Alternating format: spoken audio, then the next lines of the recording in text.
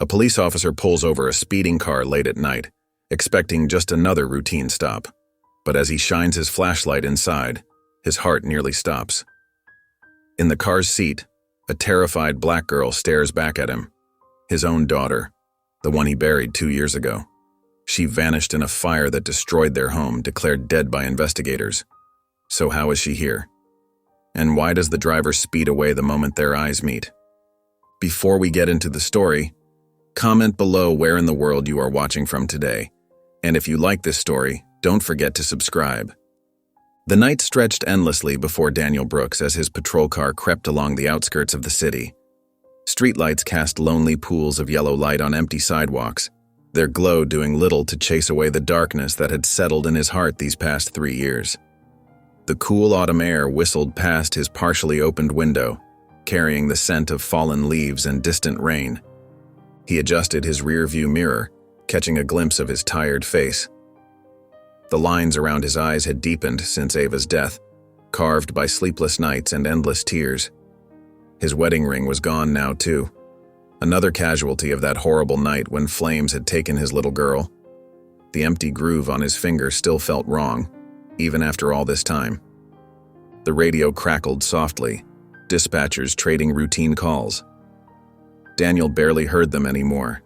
Each shift felt like going through the motions, a ghost of the passionate officer he'd once been. His fellow cops avoided his eyes these days, their silence speaking volumes about the corruption he'd uncovered while investigating the fire. Some had even stopped inviting him to their weekly gatherings at O'Malley's, where they'd once shared stories and laughter over cold beers. A flash of movement caught his attention. A black Mercedes flew past him, easily doing 20 over the limit. Daniel flicked on his lights and pulled out behind the speeding vehicle. At least this was something he could still do right. The familiar surge of adrenaline coursed through his veins, muscle memory taking over as he radioed in his position. The luxury sedan slowed and pulled onto the shoulder, gravel crunching beneath its expensive tires.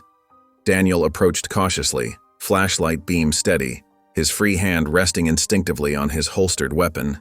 The driver, a well-dressed white man in his 50s, drummed his fingers impatiently on the steering wheel. His expensive suit and carefully styled silver hair spoke of wealth and privilege.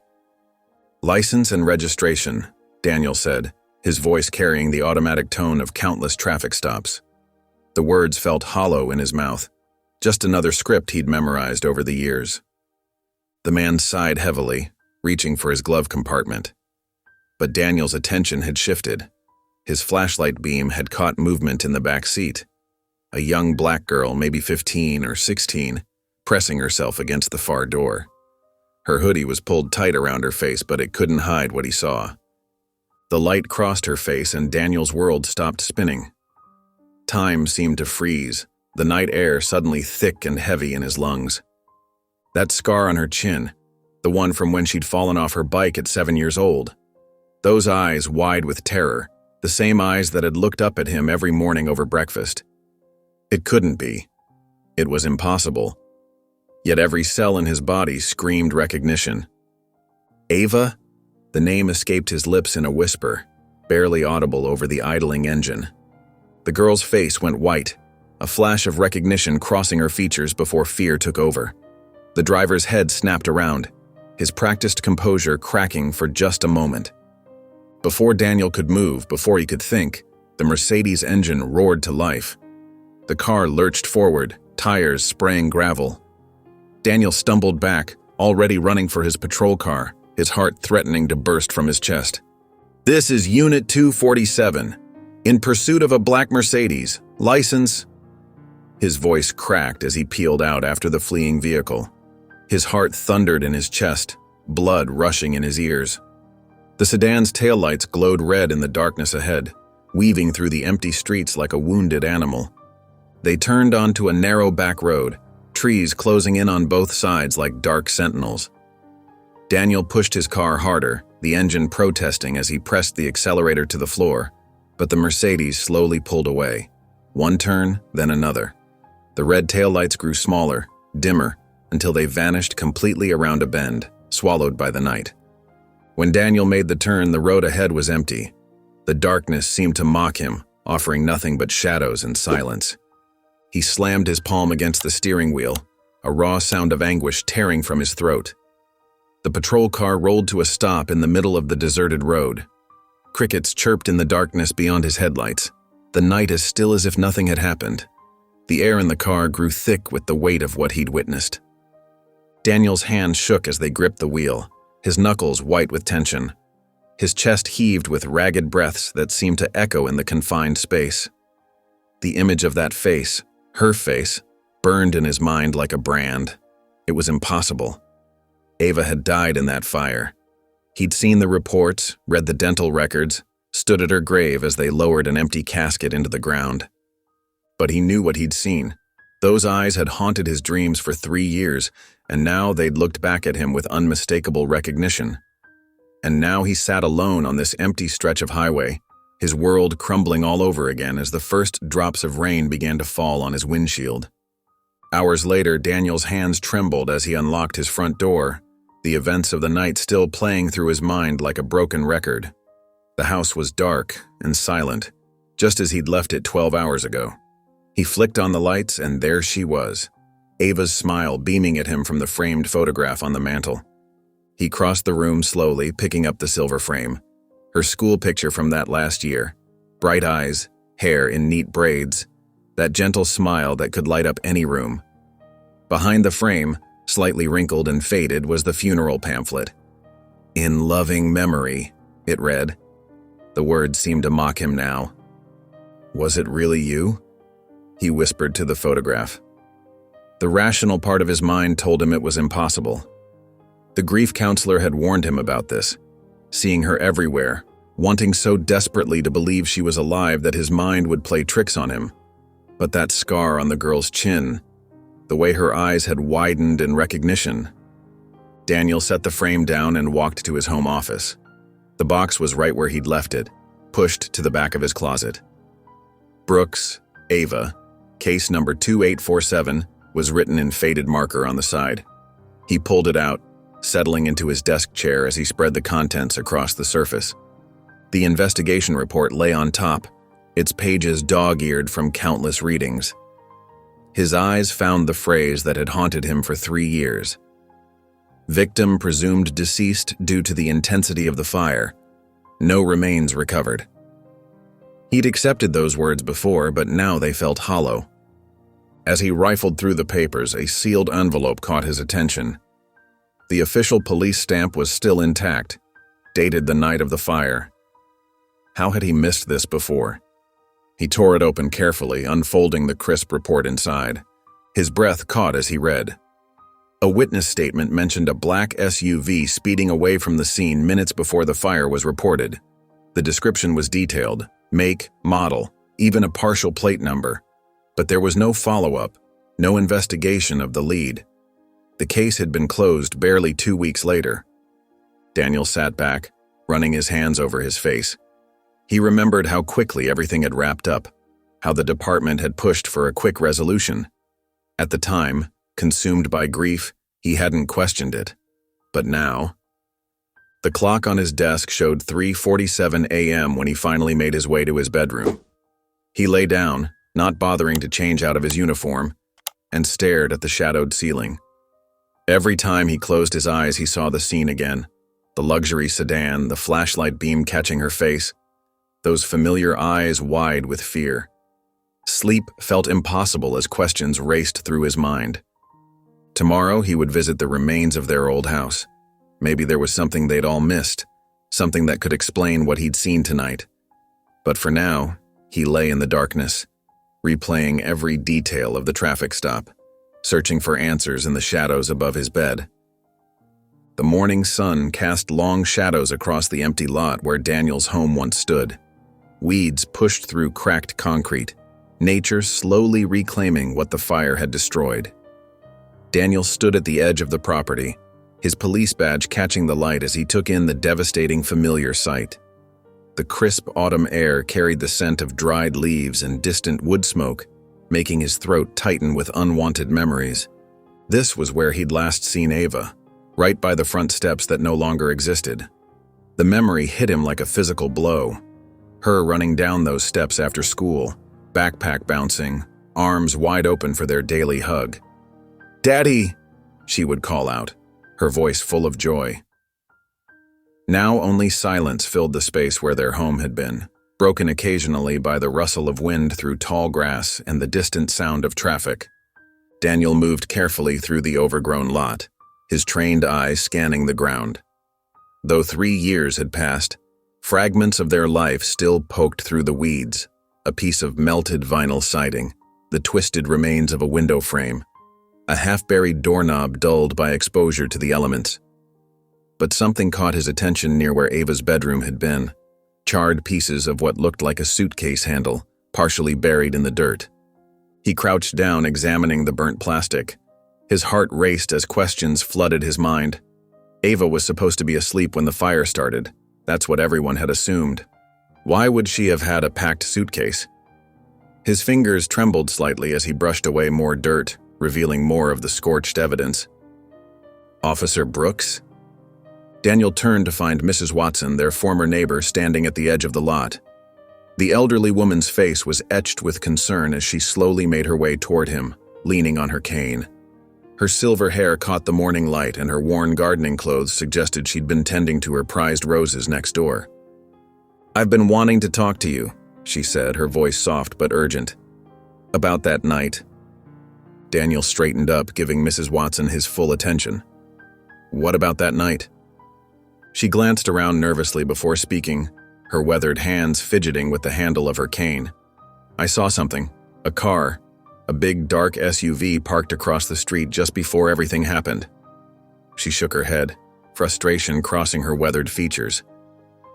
"I tried telling the officers who came to interview me, but they wouldn't listen. Acted like I was just some confused old lady." Daniel's pulse quickened. The sealed report he'd found last night. It had mentioned a black SUV. "Did you see anyone? The driver?"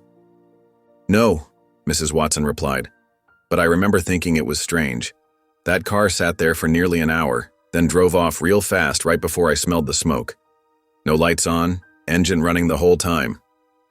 Daniel looked back at the burnt suitcase fragments, pieces clicking into place in his mind. This wasn't a tragic accident. The suitcase, the SUV, the quick closure of the case. Someone had planned this. Someone had wanted Ava gone. His chest tightened as the implications sank in. His daughter hadn't died in that fire. She had been taken. And last night, after 3 years, he'd finally seen her again. The memory of her face, older but unmistakably Ava's, was seared into his mind. Back in his patrol car, Daniel gripped the steering wheel until his knuckles turned white. The truth he'd accepted for 3 years was unraveling, revealing something far more sinister underneath. He didn't just want answers anymore, he needed them. For Ava, for himself, for justice that was long overdue. The engine hummed to life as he started the car, his determination as solid as steel. The basement archives of the police station smelled of dust and forgotten paperwork, the musty scent of neglect hanging heavy in the stale air. Daniel moved methodically through the rows of metal filing cabinets, their scratched surfaces testament to years of use, pulling out folders marked "Missing Persons, Juveniles." The fluorescent lights hummed overhead, casting harsh shadows as he spread the files across a worn wooden table that had seen decades of similar investigations. His hands trembled slightly as he opened the first folder, the paper crackling beneath his touch. A young black girl, age 14, disappeared walking home from school. Case closed after 2 weeks, barely enough time for a proper investigation. The next file, a 15-year-old Latina girl, vanished from a bus stop. Investigation lasted 3 days, dismissed with barely a footnote. Another file, a 13-year-old black girl gone without a trace. Each case followed the same disturbing pattern. Minimal investigation, quick closure, no bodies found, no real answers for grieving families. Daniel's stomach churned as he noticed the similarities to Ava's case, each detail hitting him like a physical blow. The same rushed conclusions, the same lack of follow-through, the same dismissive language in the reports. This wasn't random. This was systematic. a carefully orchestrated pattern of negligence that made his police badge feel heavy on his chest. "Doing some light reading, Dan?" The words cut through the basement's silence like a knife. Daniel looked up to find Ryan Hale leaning against a filing cabinet, arms crossed, his police uniform crisp and perfect. His partner's usually friendly smile seemed forced, almost warning, with an edge that hadn't been there in their earlier years of friendship. "Just reviewing some old cases," Daniel replied carefully, watching Ryan's reaction, noting every micro-expression that crossed his former friend's face. Ryan stepped closer, his footsteps echoing in the confined space as he glanced at the spread of files. His jaw tightened, a muscle twitching beneath the skin. "Why are you looking into this? Some things are better left alone." His voice was low, meaningful, carrying the weight of unspoken threats. Before Daniel could respond, heavy footsteps descended the archive stairs, each step a thunderous announcement. Captain Reynolds appeared, his bulk filling the doorway, his pressed uniform and polished badge a stark contrast to the dusty surroundings. His cold eyes swept over the scene, calculating and dangerous. "Officer Brooks," Reynolds said, his tone clipped with barely contained anger. "Don't you have active cases that need attention? We need you focused on real police work, not digging through ancient history." Daniel met Reynolds' stare, refusing to be intimidated by the man who had failed so many families. "These girls deserved better than what they got, sir. Their families deserved answers." His voice remained steady despite the rage building in his chest. "That's not your concern anymore," Reynolds said firmly, his authority filling the small space. "Put the files back. Now." The warning was clear, but Daniel wouldn't back down. He gathered the files, tucking them under his arm like precious cargo. "These are public records, sir. I'm taking copies home to review." Each word was a deliberate challenge. Reynolds' face reddened, the color creeping up his neck. "Brooks." But Daniel was already walking past him, up the stairs, out of the suffocating basement, each step carrying him further from the corruption he could no longer ignore. His heart pounded as he crossed the station's parking lot to his car, the evening air cool against his face. The weight of the files under his arm felt like both a burden and a shield, a testament to his commitment to uncovering the truth. Later that night, Daniel's kitchen table disappeared under a spread of case files, yellow lamplight casting a warm glow over pages of tragedy. Coffee grew cold in his mug as he connected dates, locations, similarities, building a web of connections that grew more sinister with each revelation. His finger traced down a list of names. So many names, so many lost girls, until it stopped on one particular case that made his breath catch. Sarah Martinez, 14th, missing 3 months before Ava's disappearance. Same area, same pattern, same deliberate negligence. The red marker squeaked as he circled her name, the sound sharp in the quiet house. His hand shook slightly as he wrote in the margin, each letter a promise to another lost child. Still alive? The question mark seemed to glow on the page, a beacon of hope in a sea of despair. The morning sun filtered through Daniel's kitchen window, casting long shadows across the scattered files that covered his table. His coffee had gone cold hours ago, forgotten as he pored over case after case of missing girls. The ceramic mug sat untouched, a ring of brown staining its bottom where the liquid had settled. But one file kept drawing his attention back. Layla Carter, age 14, missing for 6 months. The similarities to Ava's case made his hands shake as he read the details. Like Ava, Layla had vanished without a trace.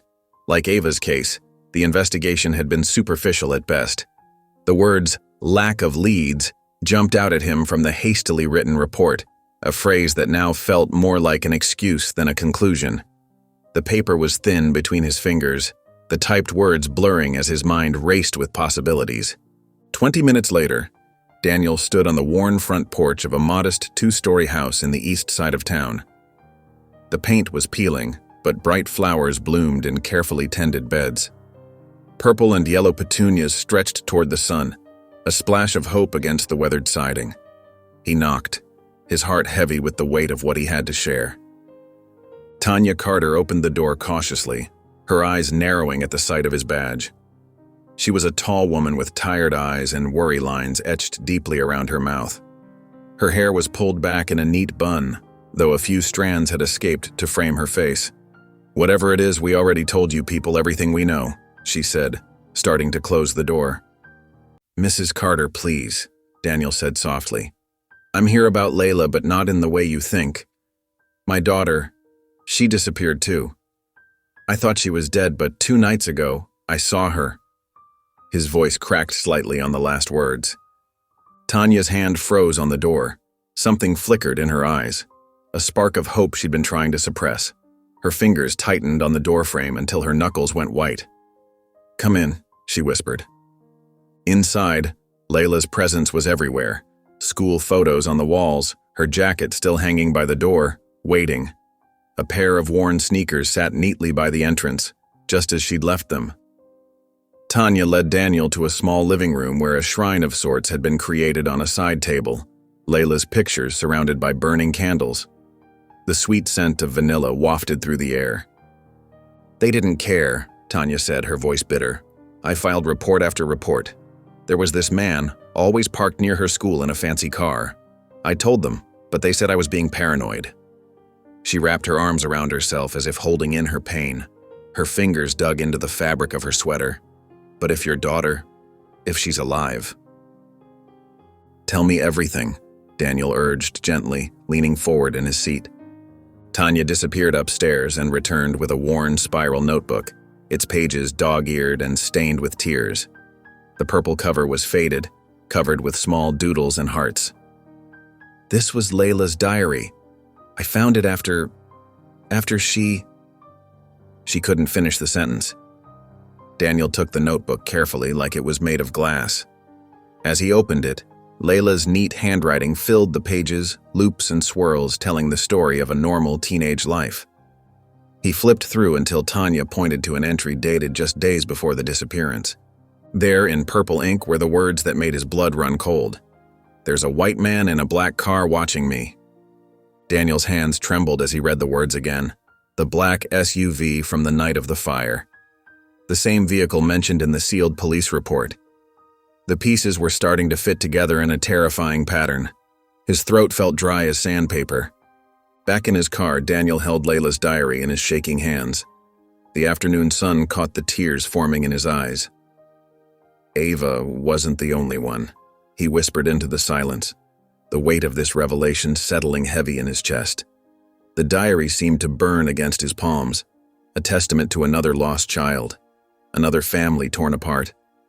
The streetlights cast long shadows across Daniel's dashboard as he sat parked outside the police station, his car a dark island in the empty lot. His fingers hovered over his phone, doubt gnawing at his resolve like a persistent ache. The familiar building loomed before him, no longer the symbol of justice it had once been. Finally, he pressed the call button, each ring echoing in the quiet car. "Henry Lawson," a gruff voice answered on the third ring, familiar as old leather. "It's Daniel Brooks." A heavy pause filled the line, thick with unspoken history. "Been a while, son. This about what I think it is." Daniel's throat tightened, the words struggling to emerge. "I saw her, Henry. Avenue, she's alive." "Jesus," Henry breathed, the single word heavy with shock. "You sure?" "It was her. And there's more. Other girls. Same pattern. The department's been burying these cases for years." Daniel's voice grew stronger with each word, fueled by growing anger. Henry's voice grew serious, carrying the weight of decades on the force. "Listen to me carefully, Daniel. If what you're saying is true, you're pulling at threads that go deeper than you know. The system, it's not just broken. Sometimes it's working exactly as some people want it to." "I can't walk away from this," Daniel said firmly, his grip tightening on the phone. "If you go down this road, Daniel, you may not come back." Henry's words carried a warning that made Daniel's skin prickle with unease. These people, they protect their own. Daniel thanked his old mentor and ended the call, the silence in his car suddenly oppressive. His reflection stared back at him from the rearview mirror, determination etched in every line of his face, his eyes holding the same fire they'd had when he'd first joined the force.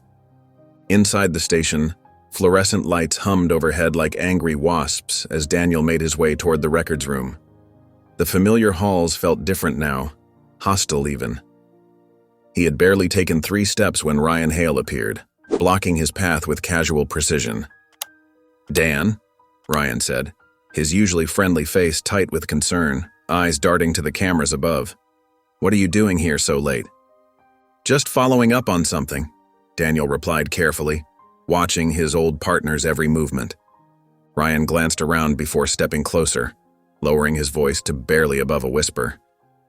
"You're making people nervous, Dan."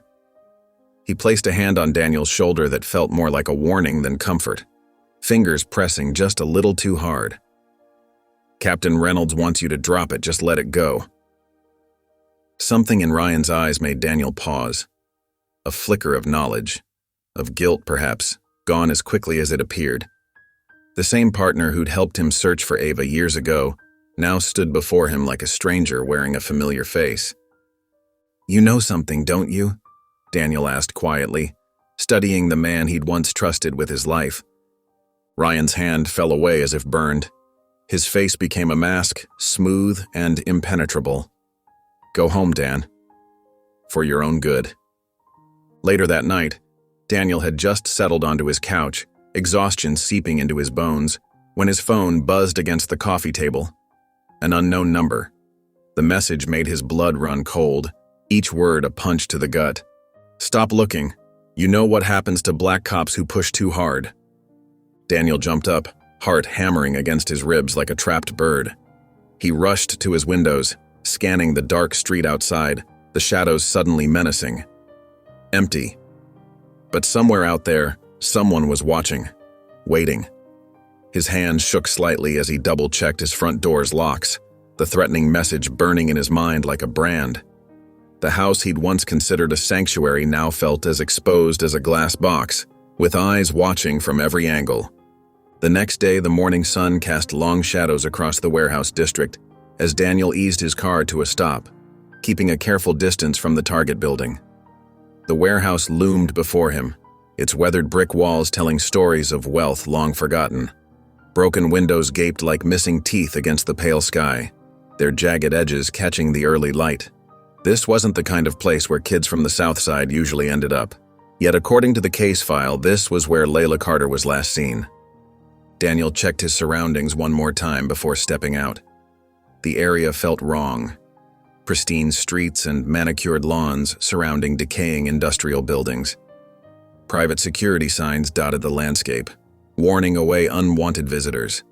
Even the air felt different here, heavy with secrets and stagnant wealth. He approached the warehouse cautiously, years of police training guiding his movements, each step calculated and precise. Finding a side entrance with a broken lock, Daniel slipped inside. The musty air hit him first, thick with dust and something else, something that made his skin crawl. Sunlight filtered through grimy windows, creating patches of light that revealed what the darkness tried to hide.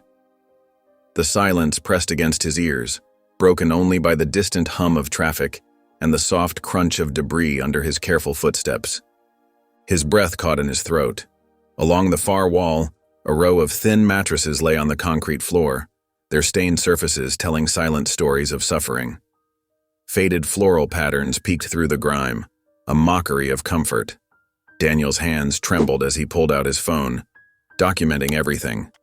Each click of the camera felt like a punch to his gut, each image burning itself into his memory. Between the mattresses, personal belongings lay scattered like breadcrumbs of lost lives. A small pink sneaker, caked with mud, lay abandoned near one of the mattresses. The size and style matched what so many parents had described in their desperate police reports. Daniel photographed it, his mind unwillingly imagining Ava's foot fitting inside. Next to another mattress, he found an old flip phone, its battery long dead, the plastic case worn smooth by desperate fingers.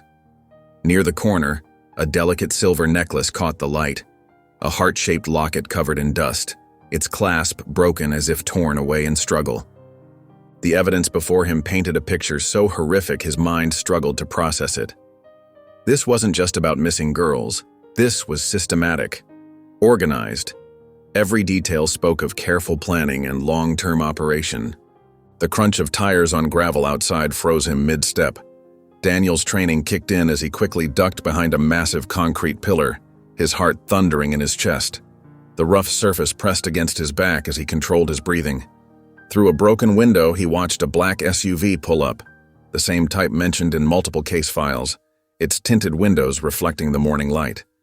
A man stepped out, his dark suit a stark contrast to the derelict surroundings. He moved with purpose, scanning the area with practiced precision, his polished shoes incongruous against the debris-strewn ground.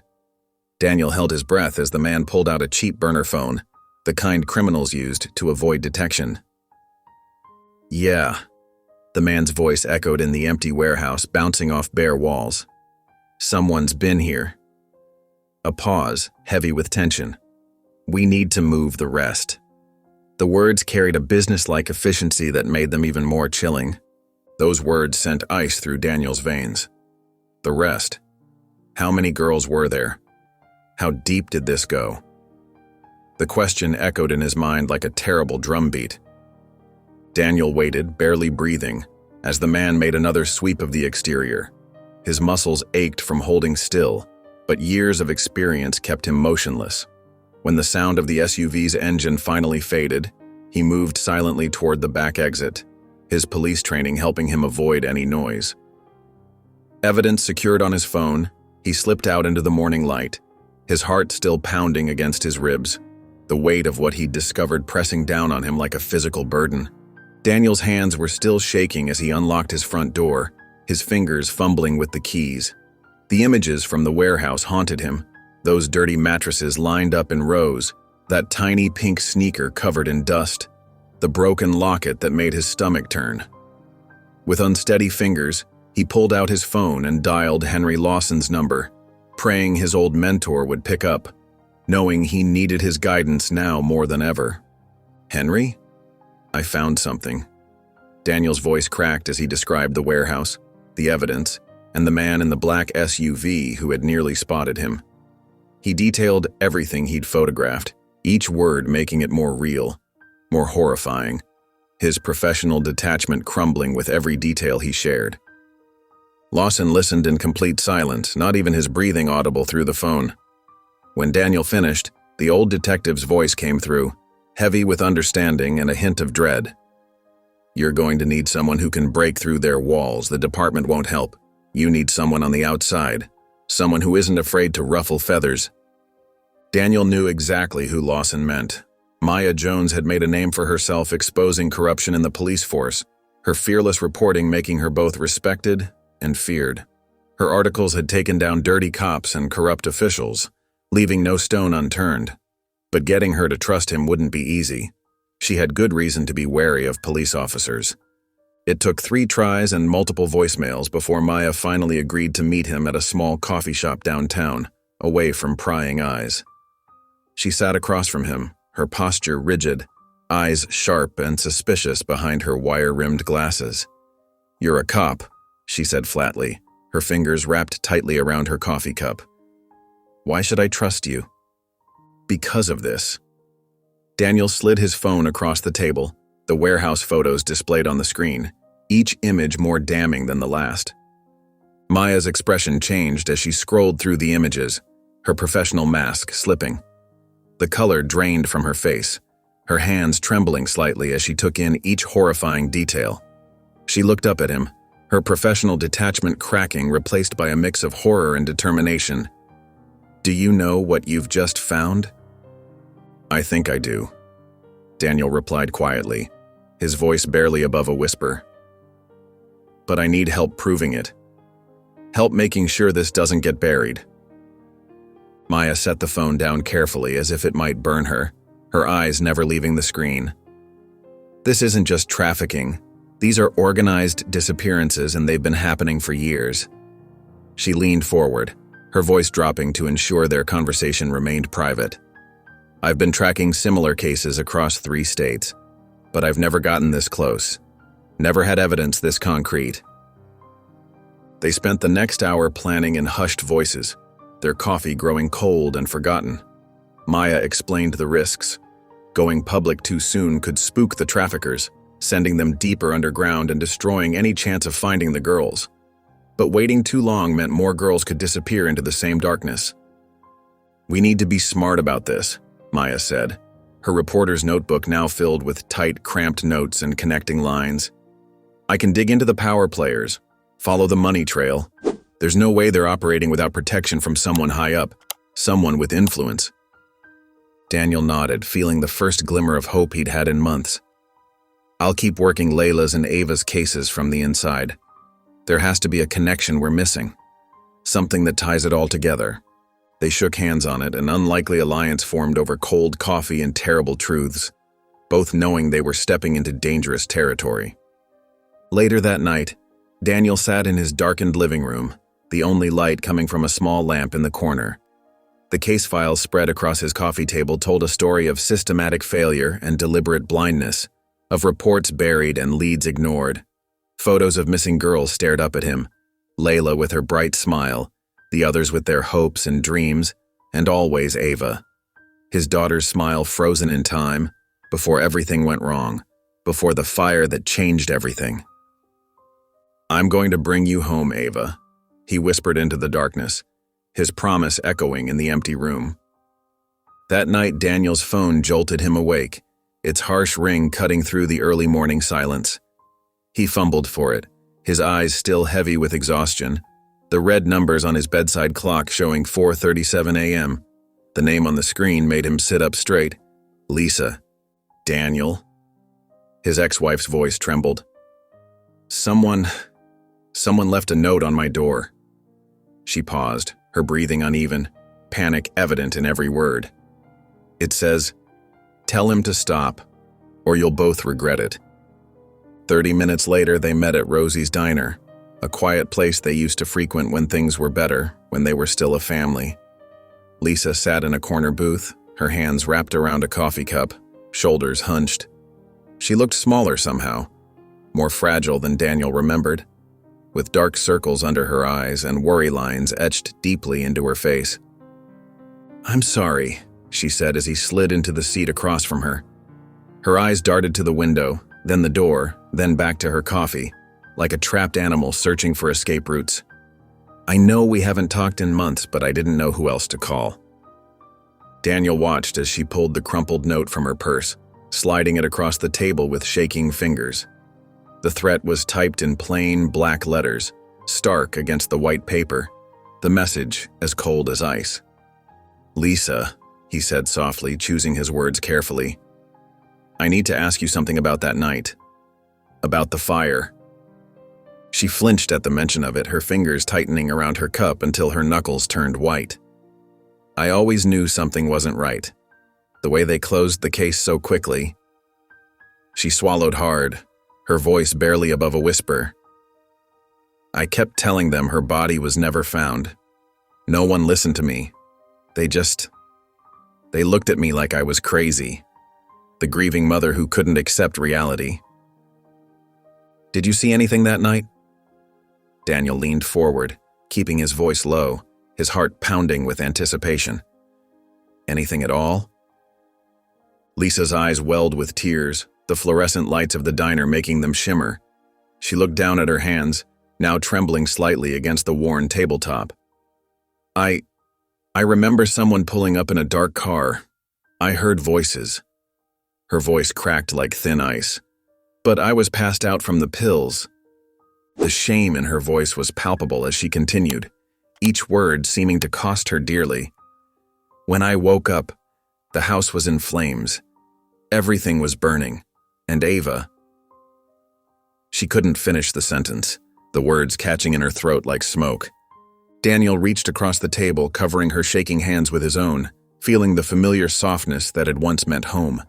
The realization hit him like a physical blow. Lisa hadn't just been a negligent mother that night. Someone had used her addiction against her, knowing she'd be too impaired to stop them, too discredited to be believed afterward. "Listen to me," he said firmly, waiting until she met his eyes, seeing the pain and guilt swimming in their depths. If Ava is out there, I'm bringing her home. And none of this was your fault. They set you up, Lisa. They knew exactly what they were doing. As he stood to leave, movement caught his eye through the diner's window, making his cop instincts tingle. A dark sedan was parked across the street, its windows tinted to perfect opacity. Even from this distance, Daniel could feel eyes on them, watching, waiting like predators in the shadows. He walked to his car, his jaw set with determination, each step measured and purposeful. The threats were getting closer, but so was he. Each step forward brought him nearer to the truth, and to Ava.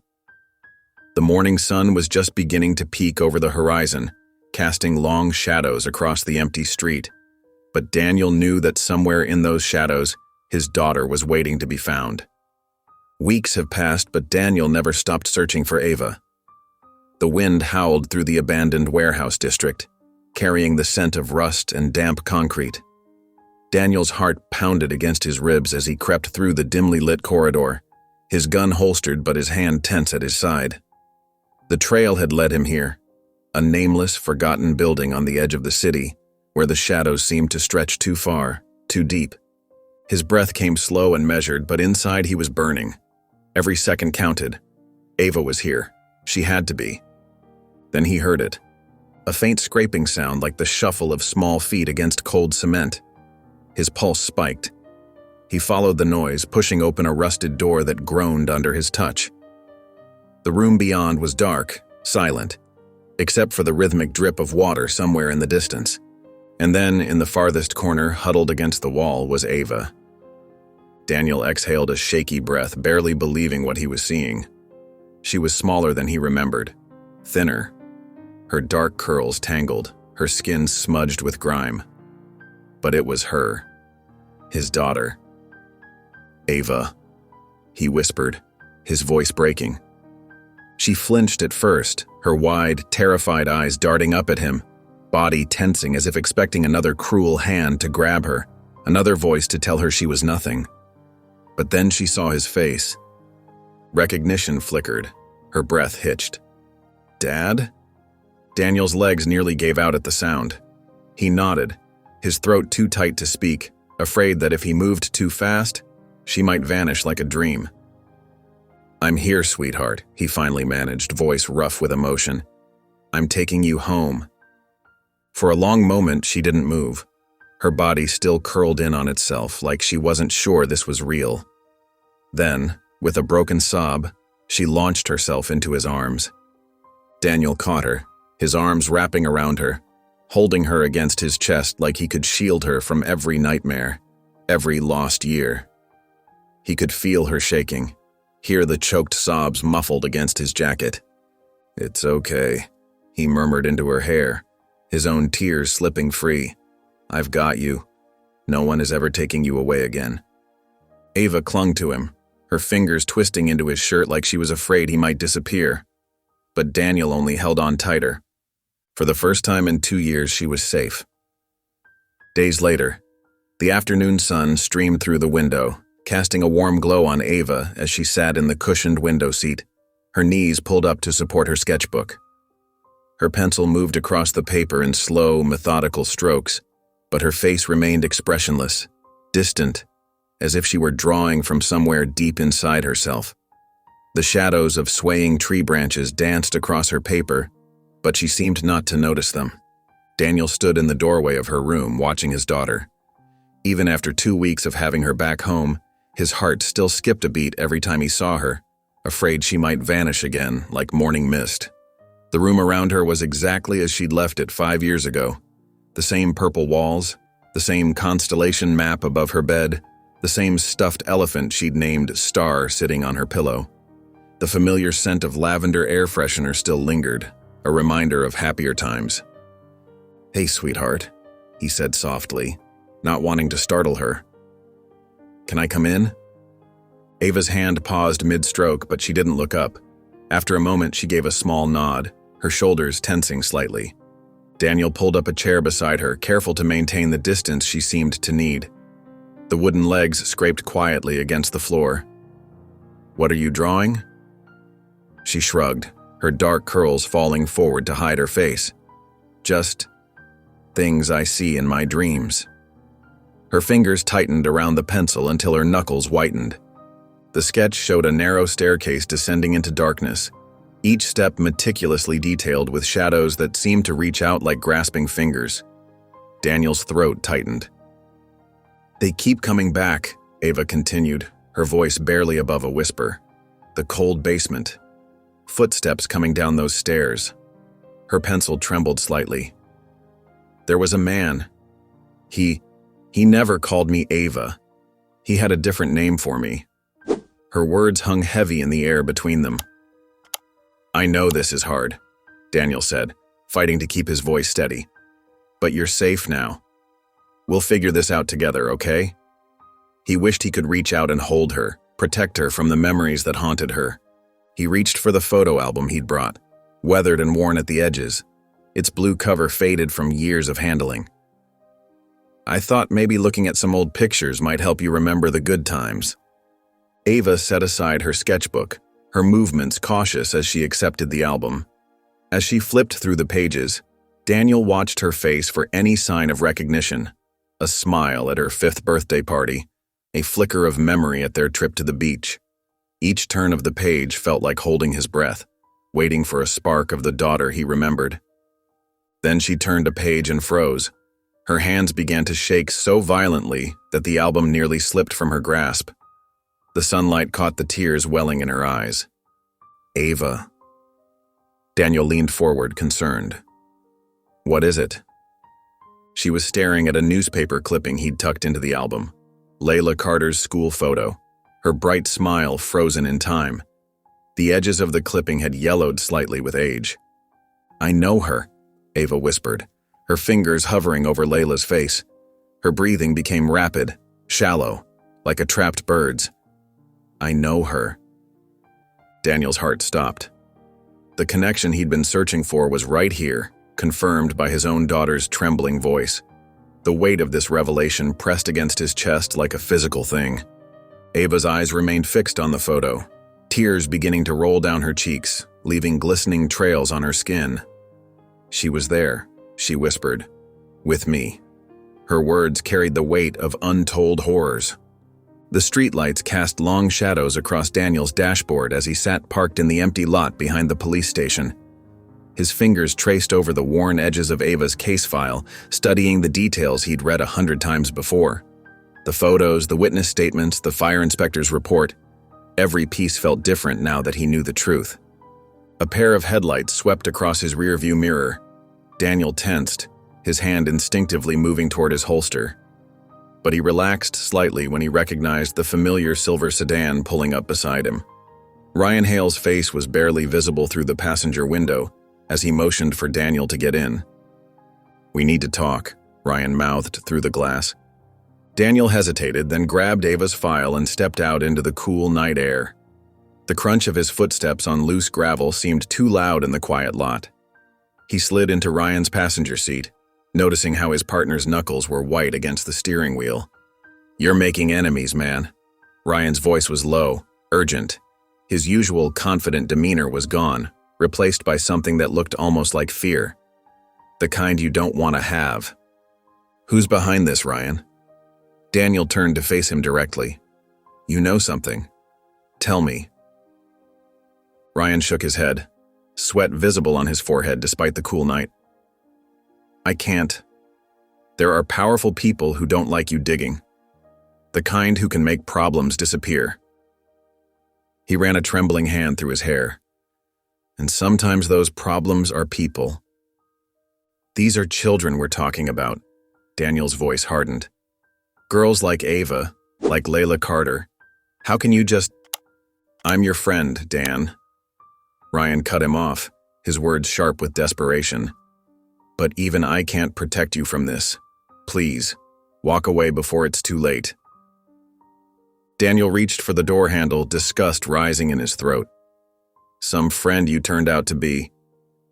He had barely taken 3 steps toward his car when he heard it. The roar of an engine, the screech of tires. A black SUV seemed to materialize from the darkness, its headlights off. Daniel barely had time to register what was happening before the impact. The crash was deafening. Metal screamed against metal as the SUV slammed into the driver's side of his car. The force sent his vehicle spinning, the world becoming a blur of shadows and sparks until it crashed hard into a street lamp. The impact rattled through Daniel's bones. Through the shattered windshield, he watched the SUV's taillights disappear into the night. His ears were ringing, and something warm trickled down his forehead. Blood. Daniel's hands shook as he pushed open the crumpled door, nearly falling as he stumbled out. His legs felt like rubber as he made his way to the curb and sat down heavily. His chest heaved with each breath, his heart pounding against his ribs. This wasn't an accident, this was a message.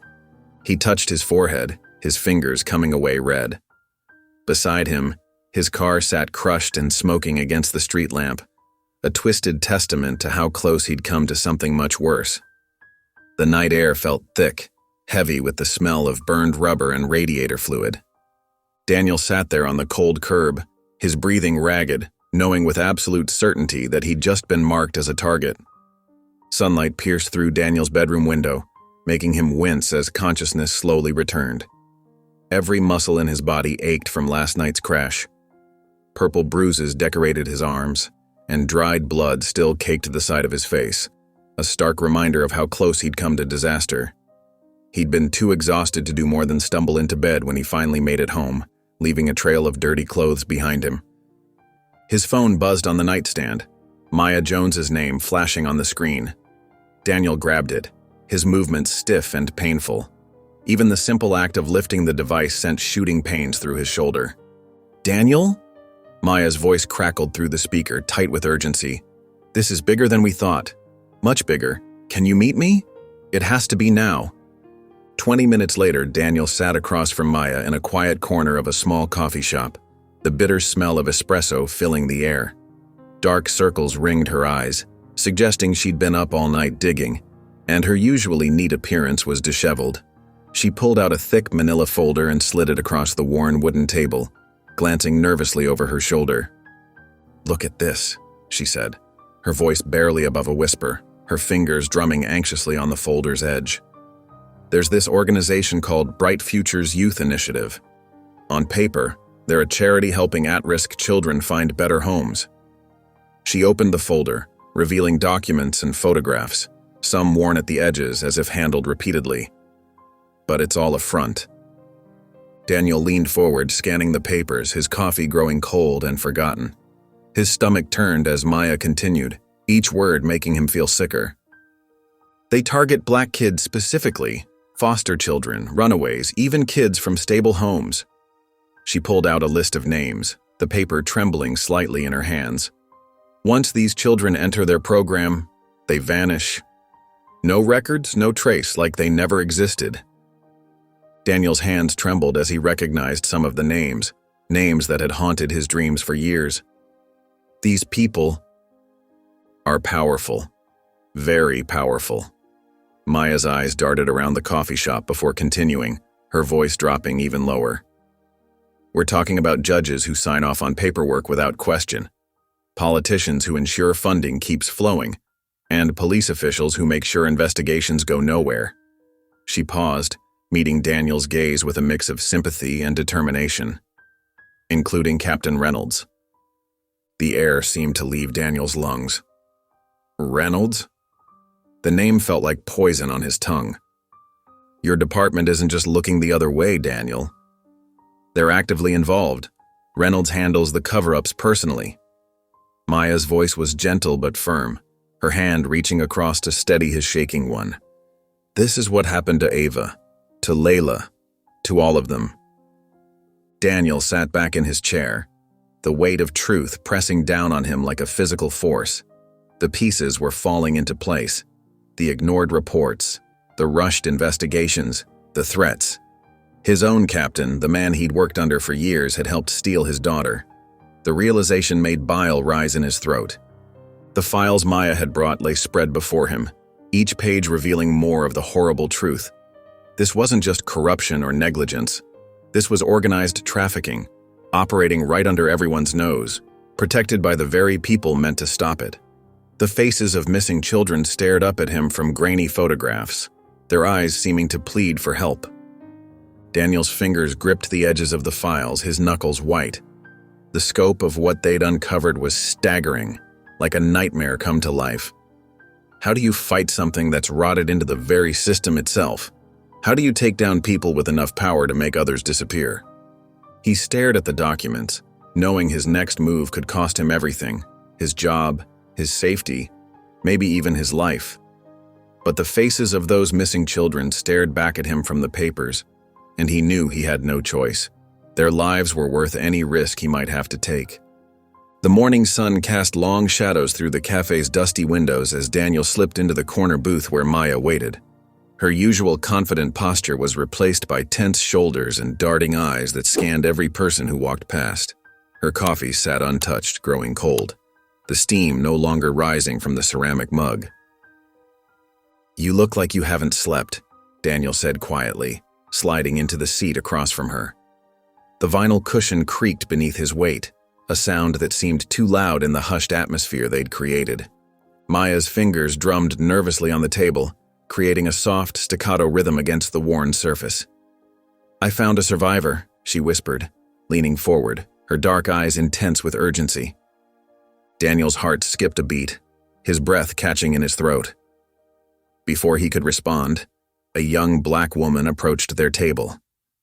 She wore simple clothes, faded jeans and an oversized sweater, and kept her head down, but there was a quiet strength in her movements, a survivor's careful grace. "This is Kendra Robinson," Maya said softly. "She escaped 6 years ago." Kendra slid into the booth beside Maya, her hands clasped tightly together, knuckles white with tension. "I was 14 when they took me," she said, her voice barely above a whisper, raw with remembered pain. "They used this charity called New Horizons, said they were relocating at-risk youth to better environments." She gave a bitter laugh that held no humor. Better environments, that's what they called it. Daniel leaned forward, his coffee forgotten, every cell in his body focused on her words. "What happened?" "Some kids went to fake foster homes. Others just disappeared." Kendra's eyes grew distant, focusing on something only she could see. "I aged out at 18. They let me go because they thought I was too scared to talk." She paused, meeting Daniel's gaze with unexpected intensity. "I remember your daughter, Ava." Daniel's hands began to shake, and he pressed them flat against the table to steady them. "You saw her?" Kendra nodded slowly, deliberately, as if each movement carried the weight of her memories. "They brought her in about 2 years after me. They called her Zoe, but I heard her crying at night, saying her real name, saying, 'Daddy, help me.' Her words hung heavy in the air between them." Daniel fought back tears, his throat tight with emotion. "Who runs this operation?" Maya pulled out her laptop, typing quickly, the soft clicks of the keys punctuating the tense silence. "Marcus Redding," she said, turning the screen toward Daniel. "Philanthropist, businessman, owner of half the city's real estate." The image showed a well-dressed white man in his 50s, smiling confidently at some charity gala. His perfectly tailored suit and practiced smile screamed wealth and influence. Everything about him, from his perfectly trimmed silver hair to his polished leather shoes, spoke of privilege and power. "He's the one who oversees everything," Kendra said, her voice hardening like steel. "He visits the houses, checks on his investments. That's what he calls us. Like we're just numbers in his portfolio." Maya clicked through more photos, Redding shaking hands with the mayor, attending police fundraisers, cutting ribbons at charity events. Each image showed him surrounded by influential figures, all wearing the same practiced smiles. "He's connected to everyone who matters," she said grimly, "including your department." Daniel stared at Redding's face on the screen, the man's practiced smile now seeming sinister and cold. Everything about him radiated power and untouchability, the kind of man who could make people disappear without consequence, who could destroy lives while maintaining his pristine public image. The truth hit Daniel like a physical blow, settling heavy in his stomach. This wasn't just about finding evidence anymore. He was going up against one of the most powerful men in the city, someone with enough influence to make both problems and people vanish without a trace. The weight of what lay ahead pressed down on him like a physical thing, but the memory of Ava's voice calling for help steeled his resolve. Daniel watched his daughter from across the living room, his heart aching with a pain that seemed to grow deeper with each passing day. Ava sat curled up in the corner of the worn leather couch, her fingers gripping the edges of her sleeves so tightly her knuckles had turned white, like delicate pearls against her dark skin. The evening shadows stretched long across the floor, painting everything in muted shades of gray and blue, and the silence between them felt heavy, loaded with unspoken words and shared trauma. "Ava, what's wrong?" Daniel asked softly, trying to keep his voice gentle and steady, though his chest tightened with worry. She didn't answer right away, her gaze fixed on some distant point beyond the window, where the last rays of sunlight filtered through the swaying branches. When she finally spoke, her voice was barely above a whisper, fragile as moth wings. "The nightmares. They're getting worse." Daniel moved closer, careful to give her space, settling onto the far end of the couch. The leather creaked softly beneath his weight. "Do you want to talk about them?" Ava wrapped her arms tighter around herself as if trying to hold herself together. "I remember his voice," she said, a slight tremor in her words.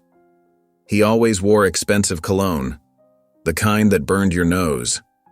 Her fingers twisted in the fabric of her sleeves, creating small wrinkles in the soft material. His shoes, they were always perfectly polished leather, made this specific sound when he walked down the hallway. Click, click, click, like a clock counting down. Daniel's heart pounded against his ribs as she continued, each detail another knife in his gut. "His hands were so cold," Ava whispered, shuddering at the memory, her shoulders hunching forward protectively. He called me Zoe." The name hit Daniel like a physical blow, making his stomach lurch. Zoe, the exact name Maya had found on those fake foster papers. He struggled to keep his expression neutral, not wanting to frighten her, though his jaw clenched with suppressed rage. "There were other girls there," Ava continued, her voice growing distant as if she were speaking from somewhere far away. "Layla was one of them. She used to hold my hand when I cried at night." She blinked rapidly, fighting back tears that threatened to spill over. "She told me to never forget my real name, to keep saying it in my head, over and over, like a prayer." Daniel's throat felt tight, watching his daughter relive these memories. His hands itched to reach out, to hold her, but he knew she needed this space to speak, to let the poison of these memories seep out. Suddenly, Ava lunged forward, grabbing Daniel's wrist. Her grip was surprisingly strong, her fingers digging into his skin, her eyes wide with fear and understanding. "He's still taking girls, isn't he?" Daniel looked into his daughter's eyes, seeing not just fear there, but a desperate need for truth. The weight of his badge seemed to grow heavier in his pocket. He couldn't bring himself to lie to her. His silence was answer enough. Ava's face crumpled like paper in a fist. She pulled away from him, drawing her knees up to her chest and curling into a tight ball on the couch. Daniel sat there, watching helplessly as his daughter retreated into herself, unable to bridge the gulf between them. The room grew darker around them, shadows deepening like bruises on the walls. The morning sun cast harsh shadows across the precinct's worn linoleum floors as Daniel strode through the station, his footsteps echoing with purpose. The manila folder in his grip contained everything: photos from the warehouse, Maya's research, witness statements, and most damning of all, the connection between Marcus Redding's charity and the missing girls. His heart pounded with each step, knowing this moment could change everything. Years of investigation, sleepless nights, and endless dead ends had led to this. Officers stepped aside as he marched straight to Captain Reynolds' office, not bothering to knock. Some watched with curiosity, others with concern as he passed. A few whispered behind their hands, their eyes following his determined stride. Reynolds looked up from his desk, his face darkening at Daniel's entrance, coffee cup frozen halfway to his mouth. "I want a warrant for Marcus Redding," Daniel announced, slapping the file onto the captain's desk, scattering a few loose papers. The sound echoed in the suddenly silent office. Now. Reynolds' jaw tightened as he stared at the folder without opening it, his fingers drumming against his desk in an irritated rhythm. "Officer Brooks, you're out of line. This isn't how we handle things here." His voice carried a warning that would have made most officers back down. "Am I?" Daniel leaned forward, planting his hands on the desk, his voice low but intense. The fluorescent lights buzzed overhead as tension filled the room. "Or are you just afraid of what's in that file? What it might reveal about who you've been protecting?" Before Reynolds could respond, a sharp knock interrupted them. Agent Sarah Chen from the FBI stood in the doorway, her badge gleaming in the fluorescent light. 2 more agents flanked her sides, their expressions professionally neutral. "Captain Reynolds, we're taking over this investigation. We have federal jurisdiction now." The captain's face turned an interesting shade of purple. Within hours, they were raiding one of Redding's charity offices downtown, the street filled with marked and unmarked vehicles. Neighbors gathered on the sidewalk, phones recording everything. Daniel watched from behind the police line as FBI agents led out a nervous-looking man in an expensive suit. James Porter, one of Redding's closest associates. Porter's perfectly pressed clothes couldn't hide the tremors in his hands, or the sweat staining his collar. In the interrogation room, Daniel spread out several photos on the metal table methodically, like dealing cards. The harsh overhead light cast deep shadows across each image. When he placed Ava's picture in front of Porter, the man's face drained of color. His hands began to shake so badly he had to clasp them together, his manicured nails digging into his skin. "You know who she is, don't you?" Daniel asked quietly, studying Porter's reaction, noting every twitch and nervous glance. His voice remained calm, but inside, his anger burned white-hot. "You remember her face?" Porter's eyes darted to his lawyer, then back to the photo, sweat beading on his forehead and rolling down his temples. His mouth opened and closed, but no words came out. That reaction told Daniel everything he needed to know. Ava was never meant to resurface. She was supposed to vanish without a trace, just like the others. Just another forgotten face in a system designed to ignore them. As Daniel walked through the station afterward, the buzz of victory humming through the air, he caught Ryan Hale watching him from the break room. Their eyes met across the busy hallway. Ryan's face was tight with barely contained anger, his coffee cup crushed in his grip, hot liquid dripping unnoticed onto his shoes. "You just signed your death warrant," Ryan muttered as Daniel passed by, his words barely audible but dripping with venom. His knuckles were white around the mangled cup. Daniel kept walking, his spine straight, shoulders squared, as he watched Porter being led away in handcuffs.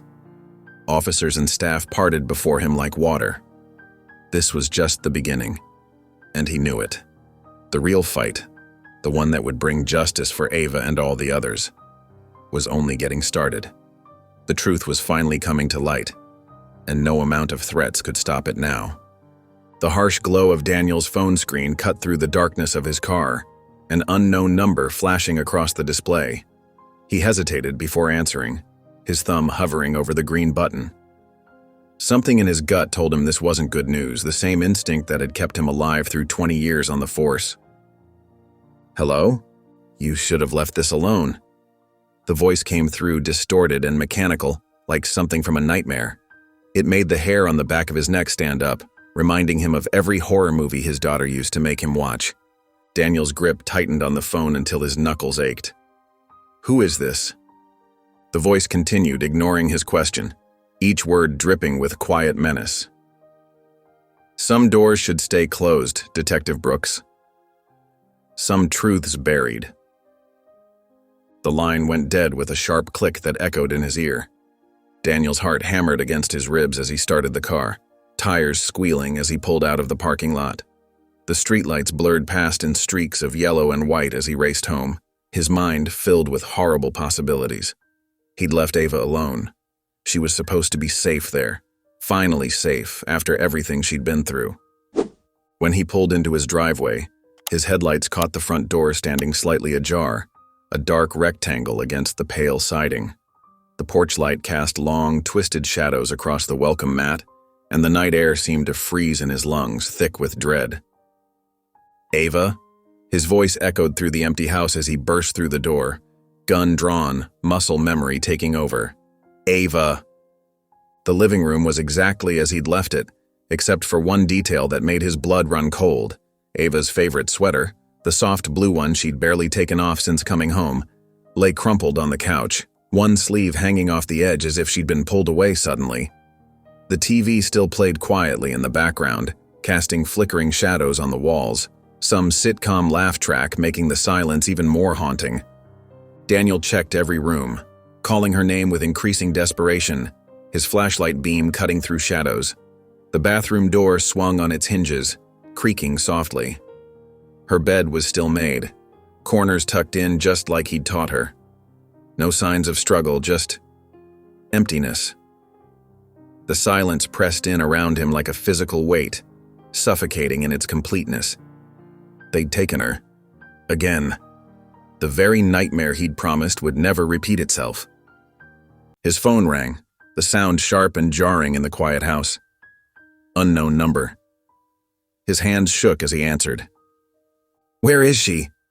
Daniel demanded, his voice raw with fear and fury. "If you want her back," the voice whispered, soft and menacing like a snake in the grass, "you'll play by our rules." Daniel's free hand curled into a fist, his knuckles white, fingernails cutting into his palm. "If you hurt her..." "You're not in a position to make threats, Detective." The voice remained calm, almost amused, as if this were all some twisted game. "We'll be in touch."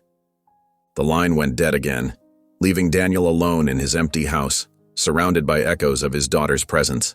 He paced the living room, the phone clutched in his trembling hand, his footsteps echoing off the walls like accusations. Every second that ticked by was another second Ava was gone, taken by the very people he'd been fighting to expose, the shadows he'd been trying to drag into the light. They'd outplayed him, used his own daughter as a pawn in their sick game, knowing exactly where to strike to bring him to his knees. And now he had no choice but to dance to their tune, praying he could keep Ava alive long enough to find a way out of this trap. Daniel's hands gripped the steering wheel so tight his knuckles turned white, the leather creaking under his fingers. The empty house behind him felt like an accusation, each passing second hammering home his failure to protect Ava. Again. The porch light still burned, illuminating the front door he'd found swinging open just minutes ago, mocking him with its normalcy. "They won't get away with this," he muttered, his voice rough with barely contained rage. "Not again." His chest tightened with each breath, memories of that first terrible night flooding back unbidden. His phone shook in his trembling hands as he dialed Maya's number. She picked up on the first ring, as if she'd been waiting for bad news. "Daniel? What's wrong?" "They took her? They took Ava." The words tasted like ash in his mouth, bitter and choking. Maya's sharp intake of breath crackled through the line. "When?" "Just now. I got a warning call, rushed home, but..." His voice cracked. She was already gone. Her coffee was still warm on the kitchen counter. "Hold on."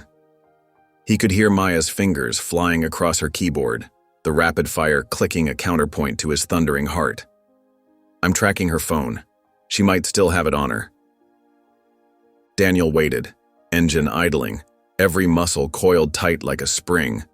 The streetlight above cast harsh shadows across his dashboard, and somewhere in the distance, a siren wailed, its cry echoing his own internal anguish.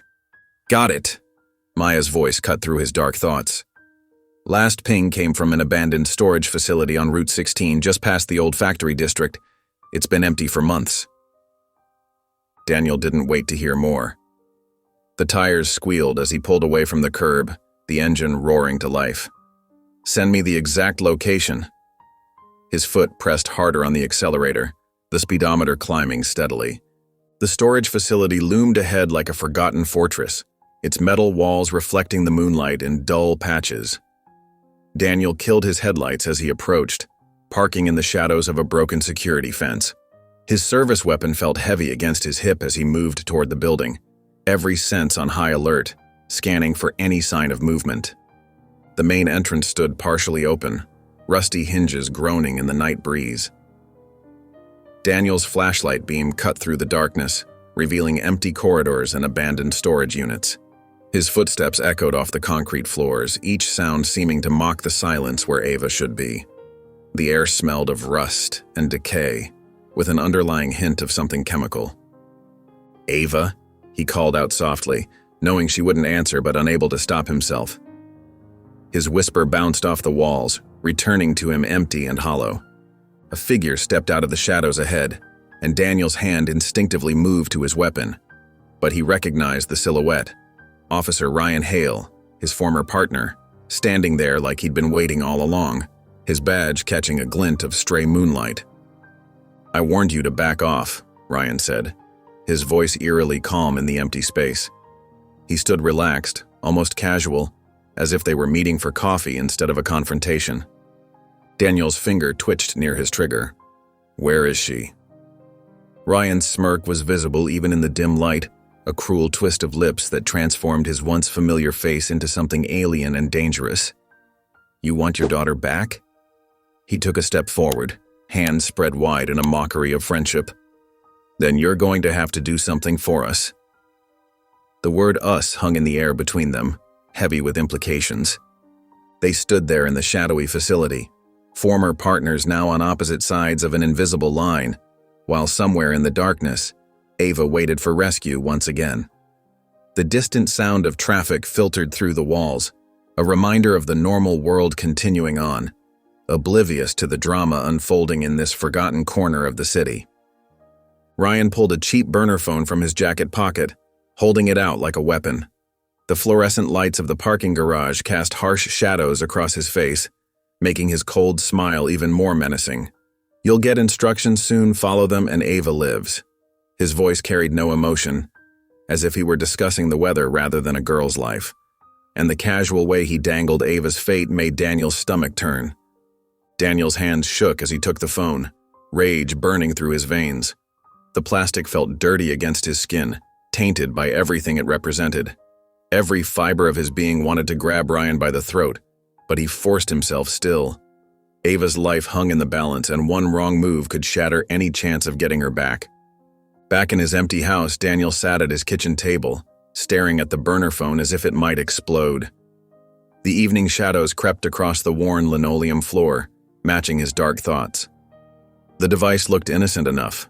A basic flip phone, the kind you could buy at any convenience store with cash and no questions asked. But it represented everything corrupt and evil he'd been fighting against. A physical link to the people who'd stolen his daughter. The sudden vibration made him jump, his heart racing. A text message appeared on the tiny screen, the blue light harsh in the dimness. "Drop everything, stop the investigation, publicly announce it was a mistake." Daniel's fist slammed against the table, rattling his coffee cup and sending ripples through the cold liquid. "Like hell I will," he growled into the empty room, his voice echoing off the walls. His fingers flew across his regular phone, dialing Maya with trembling urgency. She answered immediately, as if she'd been waiting for his call. "Daniel? What happened?" He explained about Ryan, the burner phone, the demands.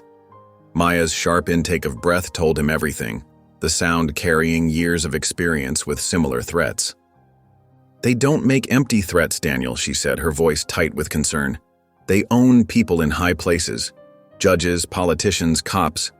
They can make anything happen. I've seen them destroy lives with a single phone call." Daniel stood up, pacing his kitchen floor, his footsteps heavy with determination. The familiar family photos on the walls seemed to watch him, reminding him of everything at stake. "Then I'll burn their whole operation down." The words came out hard and cold, a promise rather than a threat, carved from years of pain and rage. He picked up his secure phone, the one Maya had given him for emergencies, wrapped in layers of encryption, and dialed the FBI agent who'd been quietly gathering evidence. Agent Torres answered on the second ring, his voice cautious but alert. "I'm ready to give you everything," Daniel said, his voice steady despite the fear churning in his gut. "Every file, every photo, every connection we've uncovered. Redding, the charity front, the trafficking ring, the corrupt cops, all of it. The whole dirty network. You understand what this means?" Torres asked carefully. "Once we move, there's no going back. They'll come at you with everything they have." Daniel looked at the family photo on his wall, him and Ava at her 13th birthday, both smiling, before everything went wrong. Her eyes sparkled with innocence, unaware of the darkness that would soon tear their world apart. "It's time we take the fight to them." He pulled out the thick file he'd been building, filled with evidence that could bring down an empire of corruption.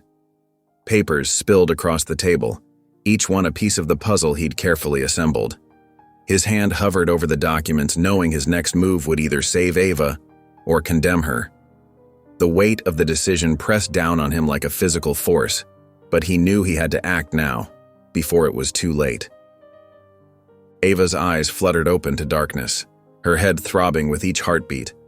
The cold concrete floor pressed against her cheek, and rough rope bit into her wrists, leaving angry red marks she could feel, but not see. For a moment, panic threatened to overwhelm her, but she forced it down, just like she'd learned to do during her years in captivity. Stay calm, stay focused, stay alive. The mantra repeated in her mind like a lifeline. The room smelled of mildew and cleaning chemicals, a nauseating mix that brought back memories she'd tried so hard to forget. The familiar scents transported her back to that other basement, where she'd spent countless days wondering if she'd ever see daylight again. As her eyes adjusted to the dim light filtering through a high window, shapes began to emerge from the darkness. Metal shelving units stacked with supplies, cardboard boxes labeled in neat black marker, and what looked like industrial cleaning supplies arranged in precise rows. Footsteps echoed somewhere above, and Ava's breath caught in her throat, her whole body tensing instinctively. She recognized that steady, purposeful stride, Marcus Redding. The sound of expensive leather shoes on concrete had haunted her nightmares for years, a rhythm as familiar as her own heartbeat. The door at the top of the stairs opened with a metallic groan, spilling harsh fluorescent light into the basement. Ava quickly closed her eyes, letting her body go slack against the floor. Play dead. Stay quiet. Listen. The lessons of survival came rushing back. "No, this ends now." Redding's voice carried that familiar cold authority that made her skin crawl, each word precise and measured. "Brooks has become a liability." A pause, followed by the sound of expensive fabric shifting as he moved. "Tell Hale to handle Brooks. If he steps out of line, kill him." Ava's heart hammered against her ribs so hard she worried Redding might hear it echoing off the concrete walls.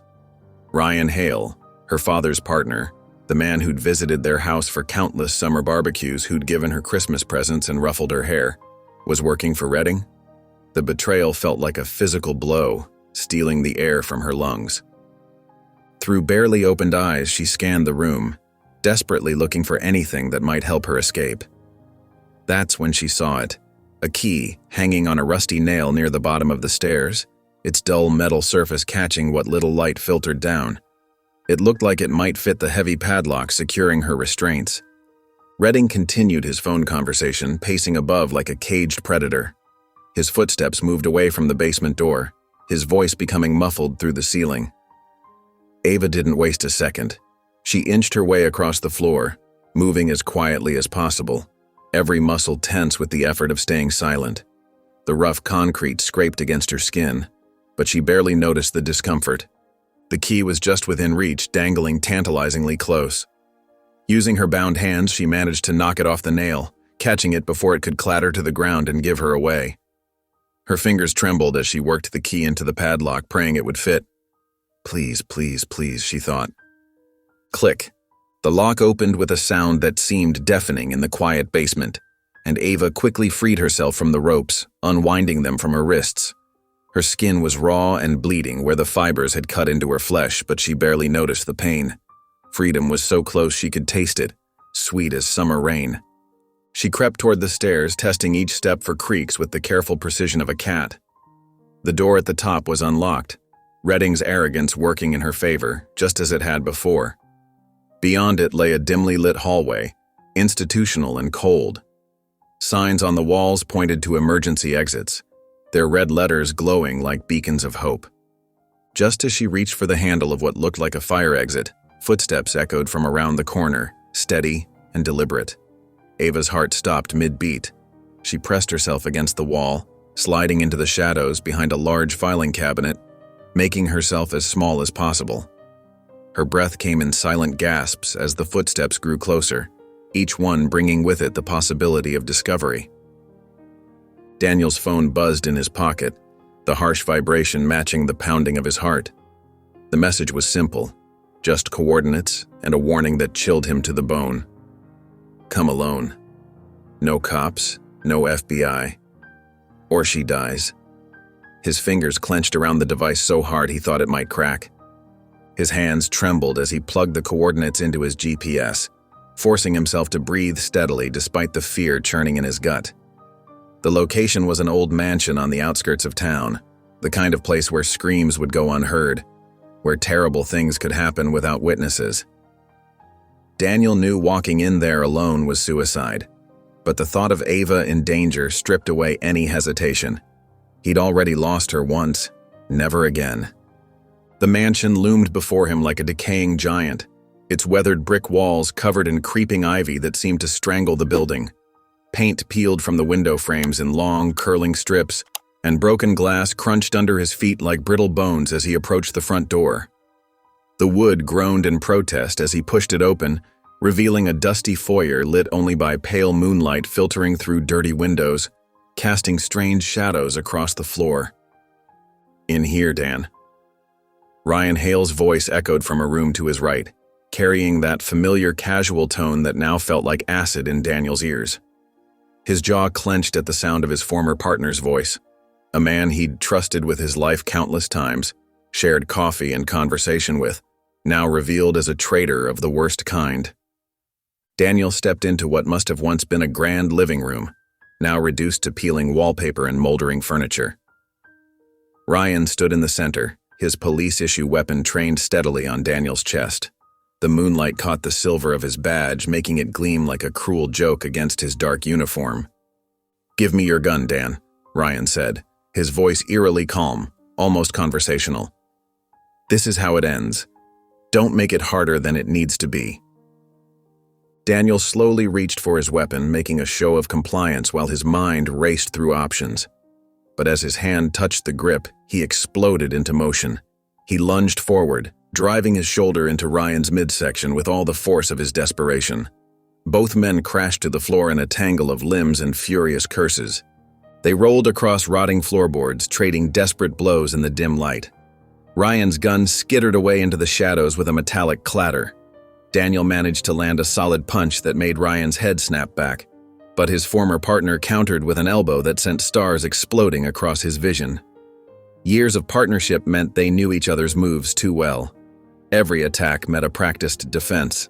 Every strategy anticipated. Ryan finally gained the upper hand, using his slightly heavier weight to pin Daniel to the floor. His hands wrapped around Daniel's throat, squeezing with cold determination, his eyes showing nothing but grim purpose. Dark spots danced at the edges of Daniel's vision as he struggled for air, his lungs burning for oxygen. Then came the gunshot, sharp and deafening in the enclosed space like a crack of thunder. Ryan's grip loosened instantly. He slumped sideways, clutching his shoulder where blood was already spreading across his shirt in a dark stain. In the doorway stood Ava, holding a pistol with trembling hands but maintaining a steady aim. Her face was pale but determined, her eyes hard with a strength born from survival and countless horrors endured. "Ava," Daniel gasped, struggling to his feet, his throat raw and aching. "You saved yourself." He crossed the room in 3 long strides and pulled her into his arms, feeling her slight frame shaking against his chest. She was alive. She was safe. Her heart beat strong against his, and for now, that was all that mattered in the world. Daniel's car tore through the dark streets, putting distance between them and the mansion. His hands were still shaking on the steering wheel as he glanced at Ava in the passenger seat. She sat perfectly still, the stolen gun resting in her lap, her eyes fixed straight ahead. Streetlights flashed across her face in rhythmic patterns, highlighting the quiet determination in her expression. "It's over, Ava. You're safe now," Daniel said softly, trying to inject confidence into his voice, despite the tremor that remained. The night air whistled through a small crack in the window, carrying with it the faint smell of rain. "Not yet," Ava whispered, her voice barely audible. There was a steel in her tone that made Daniel's heart ache. No child should have to sound so hardened. Her fingers traced absent patterns on the cool metal of the gun, a nervous habit that spoke volumes about her state of mind. At a red light, Daniel pulled out his phone and called Maya. His words tumbled out in a rush as he explained what had happened. Ryan Hale's confession, the shooting, Ava's escape. The streetlight cast a red glow over the car's interior as he spoke. "We've got proof now. Ryan Hale is Redding's enforcer. This connects everything." "The FBI's already moving," Maya replied, her voice crackling with urgency through the phone's speaker. "Those files you gave them were enough to get warrants. They're preparing to take down Redding's entire operation. Every safe house, every contact." Daniel looked at Ava, expecting to see relief. Instead, she sat up straighter, her jaw set with determination. Her hands stopped their nervous movement on the gun. "I need to talk," she said firmly. "They can't keep doing this to other girls. I have to tell them everything, every single detail." "Ava, you don't have to," Daniel started, but she cut him off, turning to face him with an intensity that made him fall silent. "Yes, I do," she insisted. "I remember names, faces, places. I remember every girl they brought in, every person who looked the other way, the guards, the drivers, everyone. I won't hide anymore." Her voice grew stronger with each word, years of forced silence finally breaking. Daniel's phone buzzed with a text message. "Unknown number."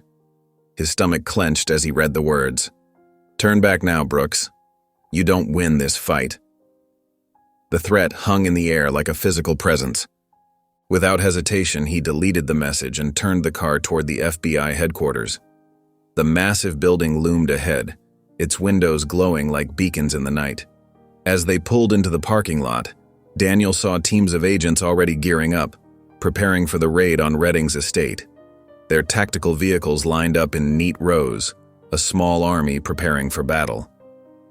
Ava reached over and squeezed his hand, her touch warm and reassuring despite the coldness of the night. In that moment, she looked so much like the strong, brave girl he'd always known her to be.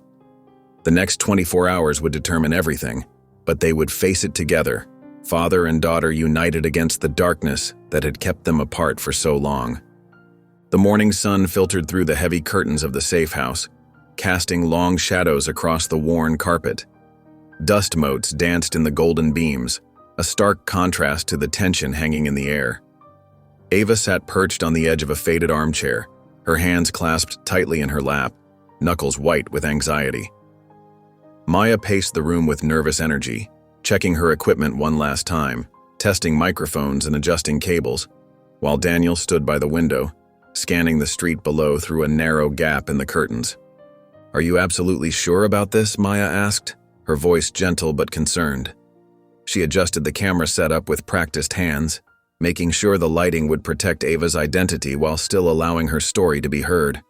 Her dark eyes met Ava's with motherly worry. "Once we do this, there's no going back. These people are powerful, and they're dangerous. They won't take this lying down." Ava lifted her chin, her eyes clear and determined despite the slight tremor in her hands. "They already took everything from me. My childhood, my family, my life."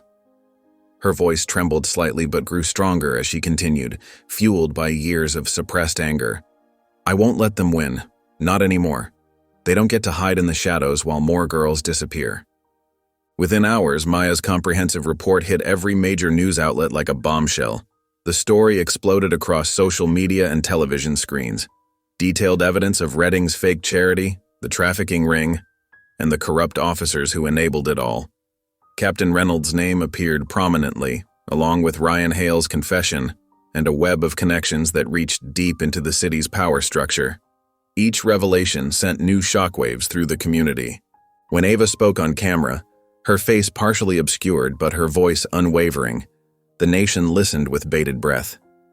Tears rolled down her cheeks as she shared her story, but her words remained steady and clear, carrying the weight of truth that could no longer be denied. They took me from my home. They changed my name. They tried to make me disappear." She paused, drawing a deep breath that seemed to pull strength from somewhere deep inside her. "But I got away. And there are others still out there, girls just like me, waiting to be found, waiting to come home.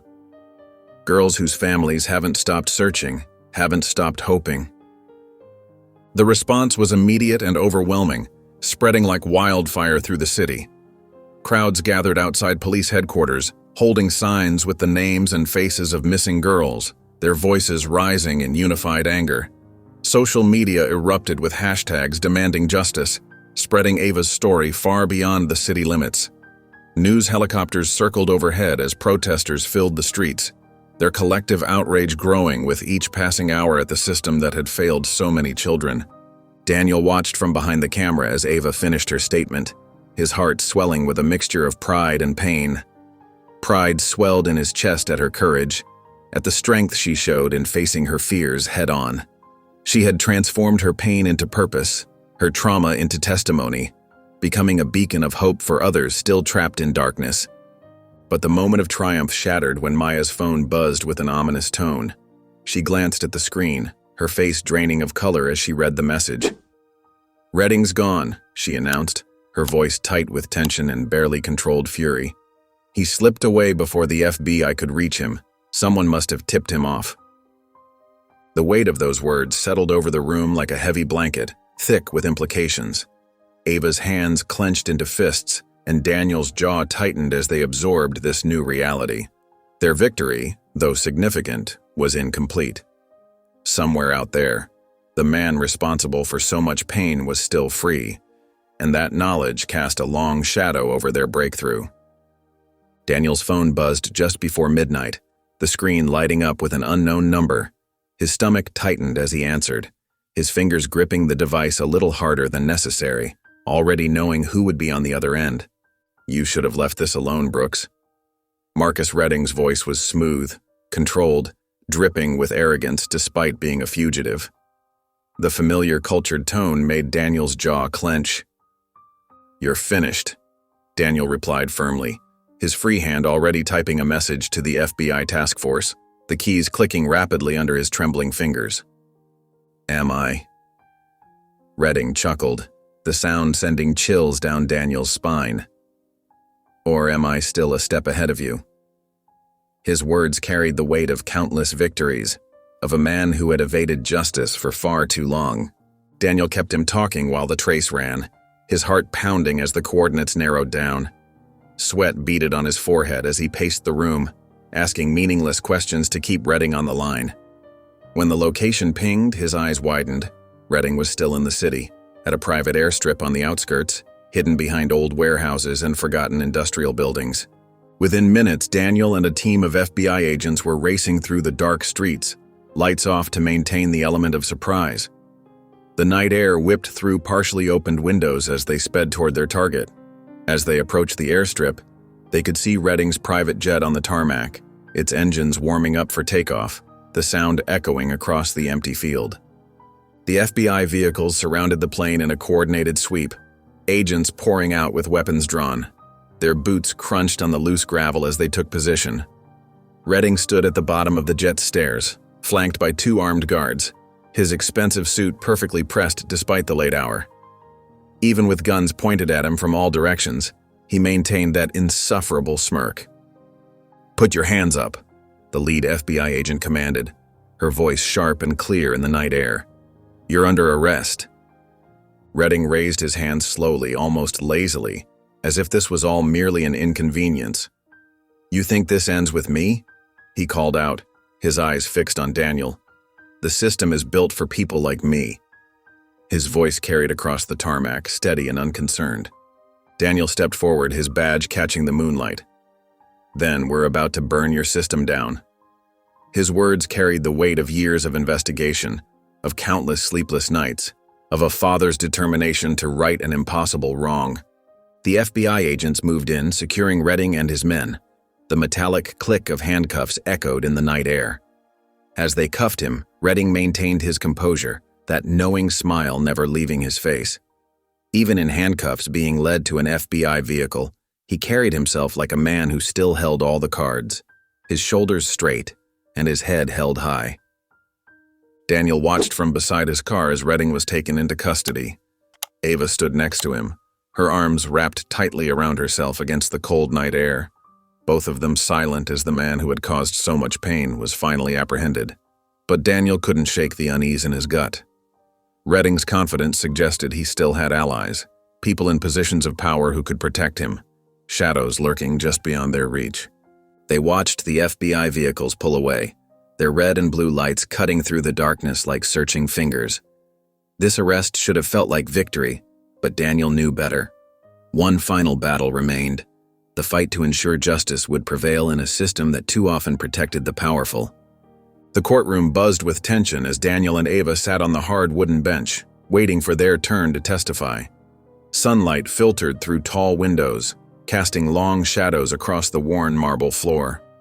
The air felt thick with anticipation, and the faint hum of the building's ancient heating system did little to calm their nerves. Ava's hands trembled slightly in her lap, and Daniel wished he could shield her from what was coming, just as he'd tried to protect her when she was small. Several of Redding's associates, wealthy businessmen and politicians, sat in the gallery, their expensive suits and confident smirks a stark reminder of their privilege.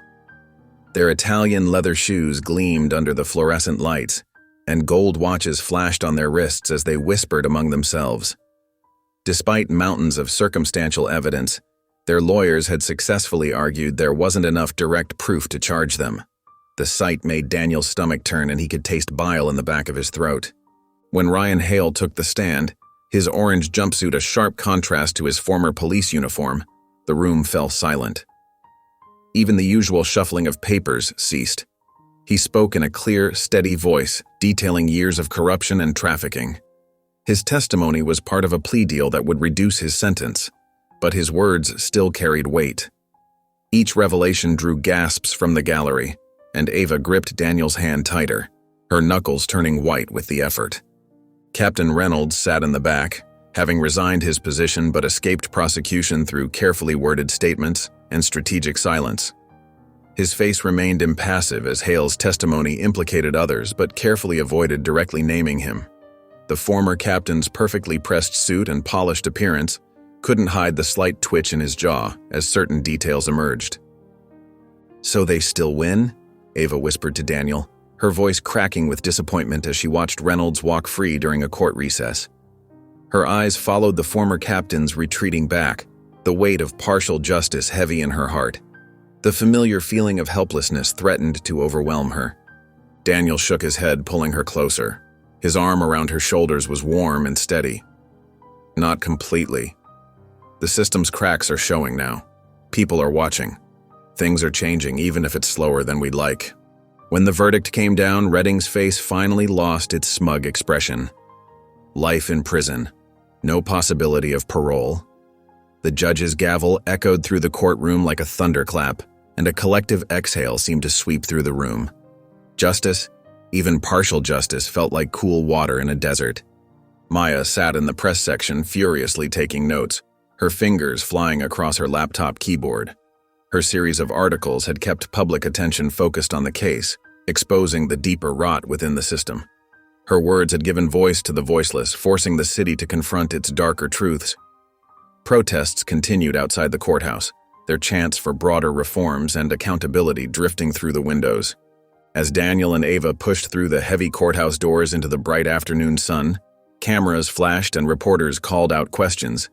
But they walked past them all, down the stone steps, and into the open air. They stood there for a moment, breathing in their first truly free breath in years, ready to begin again. The spring breeze carried the scent of blooming cherry trees, a promise of renewal and hope. The autumn sunlight streamed through the windows of Daniel and Ava's new home, casting warm patches across the living room floor. It was a modest house, but its cream-colored walls and soft carpets felt worlds away from the cold places where Ava had been held. Small touches made it feel like home, a colorful throw blanket draped over the couch, potted plants on the windowsills, and family photos carefully arranged on the walls. Daniel watched as Ava curled up in her favorite armchair, her hands wrapped around a steaming mug of hot chocolate. The past 2 weeks had been a slow adjustment for both of them. Every creak of the house, every unexpected sound still made her jump. "How are you holding up?" Daniel asked softly, settling into the couch across from her. Ava stared into her mug, her reflection rippling in the dark liquid. "I don't know," she admitted, her voice barely above a whisper. "I don't think I know how to be normal anymore." The words hung heavy in the air between them. Daniel's heart ached at the lost look in her eyes, but he stayed quiet, giving her space to continue if she wanted to. Twice a week, Ava attended therapy sessions with Dr. Martinez, a trauma specialist who worked specifically with survivors of trafficking. The sessions were hard. Sometimes Ava would come home completely drained, other times angry or withdrawn. But slowly, piece by piece, she was learning to process what had happened to her. Simple things that most people took for granted became daily battles. Walking to the mailbox alone made her heart race. The sound of a car slowing down near her would send her into a panic. Even sleeping through the night was a challenge, with nightmares frequently jolting her awake. Daniel was learning too, learning when to give her space and when to stay close, when to push gently, and when to back off. Being a father to a traumatized teenager was nothing like the parenting books had prepared him for. Sometimes he felt completely lost, but he refused to give up. One afternoon, as they sat eating lunch together, Ava put down her fork and took a deep breath. "Dad?" she said hesitantly, fidgeting with her napkin. "I've been thinking, could we maybe visit Mom?" Daniel paused mid-bite, carefully setting down his sandwich. The request surprised him, but he could see the mixture of hope and fear in Ava's eyes. After a moment's consideration, he nodded. "If that's what you want, we can do that." They met Lisa at a small cafe downtown, a neutral space with plenty of other people around. Lisa was already there when they arrived, sitting at a corner table, her hands clasped tightly around a coffee cup. She looked different, healthier, more present. Her eyes were clear, and her hands steady. The conversation started awkwardly, with long pauses and careful words. Lisa spoke softly about her recovery, her therapy sessions, her new job at a local bookstore. Ava mostly listened, offering short responses when asked direct questions. As they prepared to leave, Lisa caught Daniel's arm. Her eyes were wet with tears as she whispered, "I never stopped loving her. Thank you for bringing her back." The drive home was quiet, both father and daughter lost in their own thoughts. The late afternoon sun painted the sky in shades of orange and pink, casting long shadows across the dashboard. Neither spoke, but something had shifted between them, a shared understanding, a step forward together on their long road to healing. The evening sun cast long shadows through the windows of Maya's downtown office. Papers and sticky notes covered her desk, evidence of countless hours spent piecing together the trafficking story. Daniel noticed the new security camera above her door and the pepper spray within easy reach, small signs of the threats she'd been receiving since publishing the exposé. Maya leaned back in her chair, looking tired but satisfied. 3 death threats this week alone, she said with a wry smile. But you should see the hundreds of messages from families of missing kids. They finally feel heard. "Any regrets?" Daniel asked, though he already knew the answer. "Not a single one." Maya shuffled some papers on her desk. "So what's next for you?" Daniel took a deep breath, his decision weighing heavily but feeling right. "I'm leaving the force." Maya's eyebrows shot up, but her surprised look quickly turned into a knowing smirk. "So you're finally going to do something that actually makes a difference?" "I can't stay," Daniel explained, his voice firm. "The corruption goes too deep. Even with Redding gone, there are still people in power who helped him. People who looked the other way." He pulled out a folder and placed it on Maya's desk. "I want to help families like mine, kids like Ava." Opening the folder, he revealed plans for a new foundation, one dedicated to finding missing Black children and supporting their families. Maya picked up the papers, scanning them with interest. Private investigators, legal support, counseling services. She nodded approvingly. giving families the resources the system denies them. These families deserve better than what we got, Daniel said.